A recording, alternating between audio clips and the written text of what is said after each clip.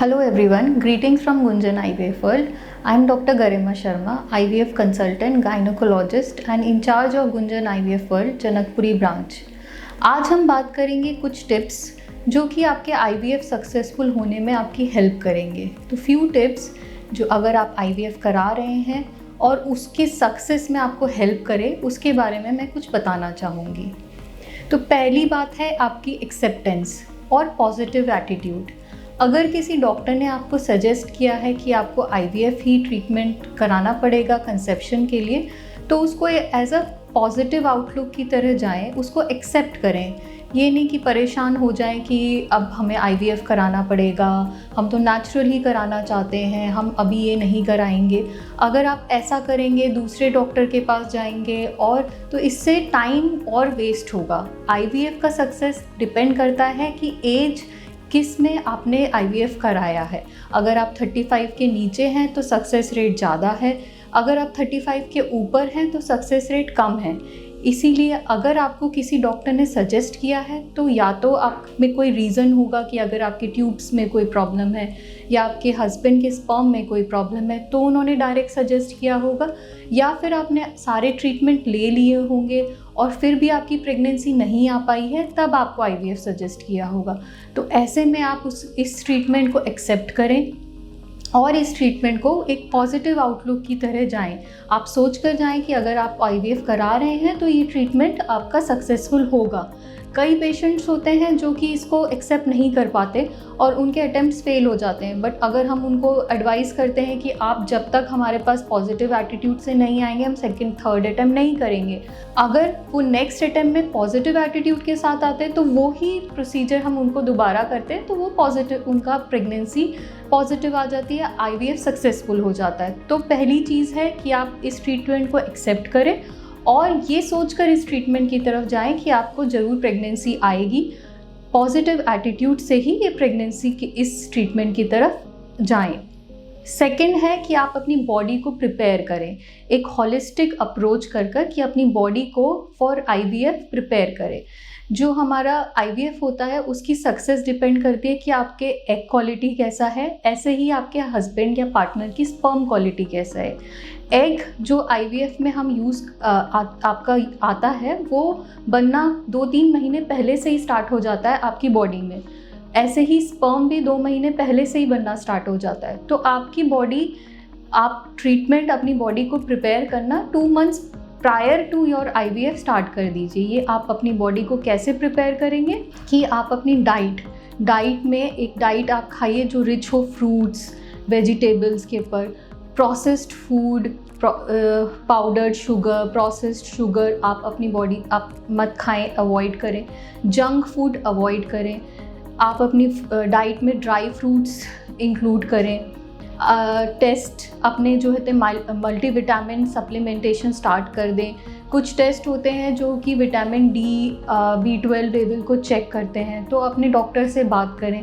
In case उनमें कुछ deficiency आती है तो ये सप्लीमेंटेशन स्टार्ट कर दें। ऐसे ही फॉलिक एसिड सप्लीमेंटेशन जो कि बेबी के ब्रेन और न्यूरल ट्यूब डिफेक्ट प्रिवेंट करता है, उनको लेना स्टार्ट कर दें। तो ये जो है आपको 2-3 महीने पहले से ही स्टार्ट करना होगा। कैफ़ीन का इंटेक कम कर दें। कैफ़ीन कॉफ़ी में होती है, तो coffee 1 cup of coffee a day is fine, लेकिन अगर आप बहुत सारी कॉफ़ी की आदत है या चाय बहुत ज़्यादा पीते हैं तो उसको रिस्ट्रिक्ट कर दें। सिमिलरली अगर आप स्मोक करते हैं तो स्मोकिंग दोनों egg as well as sperm के लिए ख़राब होता है, तो स्मोकिंग बिल्कुल बंद कर दें। अल्कोहल का इंटेक भी लिमिटेड कर दें कि ट्वाइस और thrice in a week is okay, but अगर आप रोज़ अल्कोहल ले रहे हैं, आपके पार्टनर या आप, तो वो भी स्पर्म या और एग की दोनों की क्वालिटी को इफ़ेक्ट करता है, तो उसको भी आप इस हैबिट को बंद कर दें। फिर एक्सरसाइज करें, मतलब एक अपना प्रॉपर शेड्यूल बनाएं कि आप टाइम से उठें, टाइम से अपना सारा मील लें। ऐसे ही एक टाइम से अपना स्लीपिंग शेड्यूल बनाएं कि टाइम से सोएं। ये नहीं कि कभी भी सो रहे हैं कभी भी उठ रहे हैं, कोई खाने का शेड्यूल नहीं है। ये आपको एक प्रॉपर शेड्यूल बनाना पड़ेगा। ये हम इसलिए बोल रहे हैं क्योंकि इससे आपकी बॉडी स्ट्रेस में नहीं आती।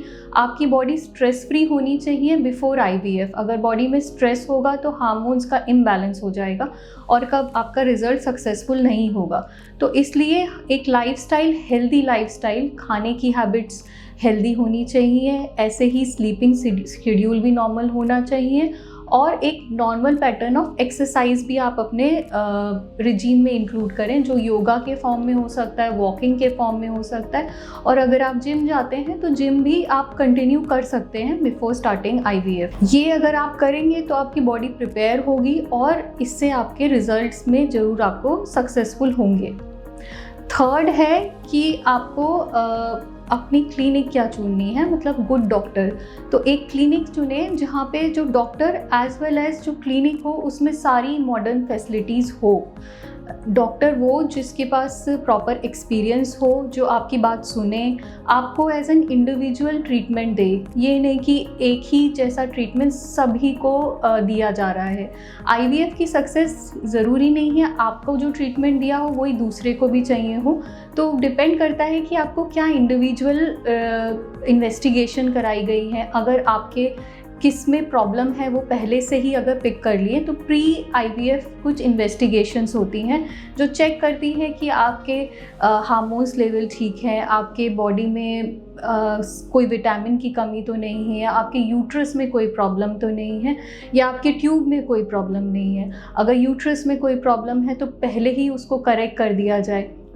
अगर ट्यूब में कोई सूजन है या पानी भरा हुआ है तो उसको भी पहले करेक्ट करा जाए बिफोर IVF, तो आपके सक्सेस रेट बेटर होंगे।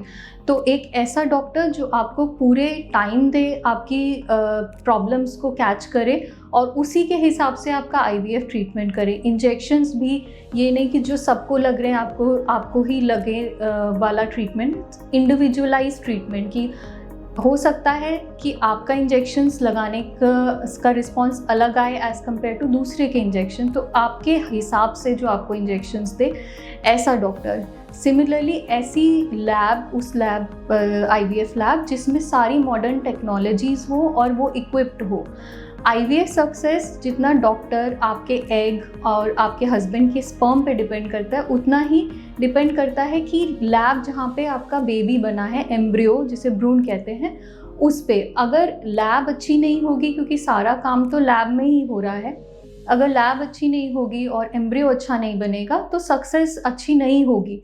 तो ये चीज़ आप पता कर जाएं क्लिनिक में कि उसका सक्सेस रेट कैसा है, वहाँ पे स्किल्ड एम्ब्रोलॉजिस्ट है, कितनी साइकिल्स होती है वहाँ पे।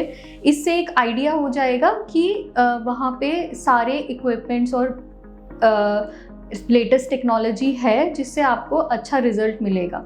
तो एक ऐसी क्लिनिक चुनें जहाँ पे डॉक्टर आपको इंडिविजुअल ट्रीटमेंट दे और जो लैब इक्विप्ड हो सारे टाइप्स के पेशेंट्स को डील करने के लिए। फोर्थ पॉइंट है कि आप कभी भी अपना ट्रीटमेंट प्लान दूसरे के ट्रीटमेंट प्लान से कंपेयर ना करें। आप क्लिनिक में बैठे हैं, कोई और पेशेंट जिसका IVF हो रहा है, हो सकता है उसको कुछ और ट्रीटमेंट चल रहा हो, कुछ और इंजेक्शन्स लग रहे हो और उनका कुछ और रिजल्ट आए। तो ये सोचकर कि वही चीज़ अगर मुझे लगेगी तो मेरा ट्रीटमेंट सक्सेसफुल हो जाएगा, मैं किसी और की स्टोरी सुनकर कि उन्होंने ऐसा किया था तो उनका पॉजिटिव आया, ये आप इन सब चीज़ों के बारे में ना सोचें और कभी भी कंपेयर नहीं करें, क्योंकि हर एक का अलग अलग रिस्पॉन्स होता है बॉडी का, हर एक की सिचुएशंस अलग होती हैं। ज़रूरी नहीं है जो आपको काम किया हो वो उसको काम करे, जो उसको काम किया हो वो आपको करे। तो इसलिए आप अपने ट्रीटमेंट के बारे में सोचें, उसके तरफ पॉजिटिव आउटलुक रखें और दूसरे से अपना ट्रीटमेंट प्लान नहीं कंपेयर करें। एंड फाइनली है कि रियलिस्टिक होना ज़रूरी है, फैक्ट्स को समझना ज़रूरी है। IVF ट्रीटमेंट 100% सक्सेसफुल नहीं होता है। ये कहें कि आपने फर्स्ट अटेम्प्ट में ही आपको प्रेगनेंसी हो जाएगी, इसके चांसेस अराउंड 35 to 50-60% होते हैं। ये भी डिपेंड करता है एज के हिसाब से। तो हो सकता है कि आप 60% के ग्रुप में आ जाएं और हो सकता है आप 35% के ग्रुप में आए। तो आपको रियलिस्टिक होना पड़ेगा एंड फैक्ट्स को समझनी पड़ेगी। अगर कोई आपसे कह रहा है कि आपको फर्स्ट अटेम्प्ट में ही 70-80% आ जाएगा, तो वो रियलिस्टिक नहीं है। कहीं भी इवन इंटरनेशनल डेटा भी यही बताता है कि IVF सक्सेस रेट अराउंड 40-60% ही होता है। तो कई बार एक से ज़्यादा अटैम्प्ट, 2 से 3 अटैम्प्ट में करने पड़ते हैं फॉर सक्सेसफुल आने के लिए।